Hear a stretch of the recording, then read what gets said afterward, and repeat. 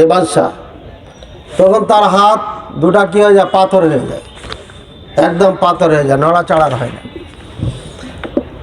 এভাবে একবার, দুইবার, তিনবার পর্যন্ত এ কাজ করে। আর বারবার সারা রাদিয়াল্লাহু তাআলা আনহাকে বলার পরে দোয়া করেন, দোয়া করার পরে আবার স্বাভাবিক হয়, আবার লোভ সামলাইতে না পেরে আবার কুদৃষ্টি দেয়। এভাবে যখন আপনার বারবার এ করতে থাকে, তখন ইব্রাহিম আলাইহিস সালামের স্ত্রী আমাদের মা আল্লাহর কাছে দোয়া করছেন, ইব্রাহিম সাল্লাম দোয়া করছেন, আল্লাহ তুমি আমার সতীত্বকে হেফাজত করো।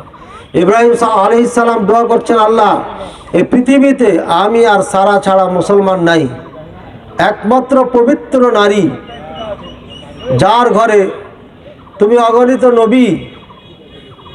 নবী প্রেরণ করবে, সেই নারীকে তুমি হেফাজত করো।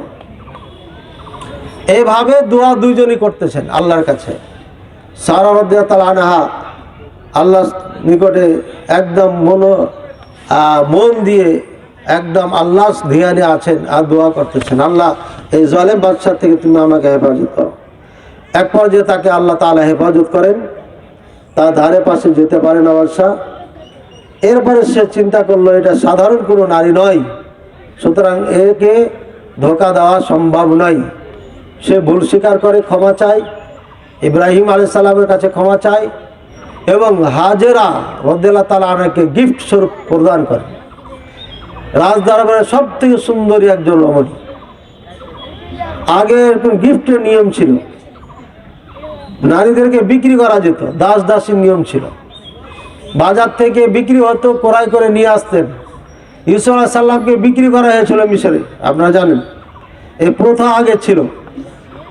এখন যুদ্ধ নাই, মুসলমান যে সমস্ত নারীদেরকে, কাফের নারীদেরকে পাবে তারা দাসী হিসাবে থাকবে কিয়ামত পর্যন্ত, স্ত্রীর মতো তাকে ব্যবহার করার অনুমতি আছে। জিহাদ ছেড়ে দেওয়ার কারণে আল্লাহ তাআলা লাঞ্ছিত জীবন দান করেছে মুসলমানকে। মুসলমানের নারীরা ইউরোপ আমেরিকা যায় চাকরানি করতে।